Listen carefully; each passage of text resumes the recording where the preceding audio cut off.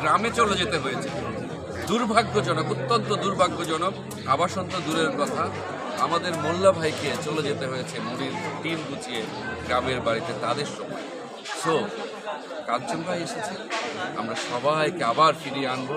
আপনারা দেখছেন যে এফডিসির গেটে মানুষের ভিড় হতো, আমি আজকে আবারও সেই ভিড় দেখেছি, আমি আনন্দিত।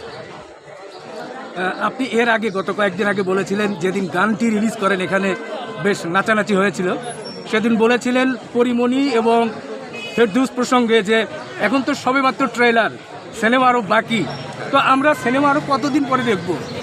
আপনারা তো সিনেমা দেখছেন অলরেডি, সিনেমা শুরু হয়ে গেছে, ক্লাইম্যাক্স বাকি। এখন আমরা সিনেমা চলছে, আসেনি, পোস্টার হচ্ছে, সিনেমার পোস্টার দেখেছেন আপনারা।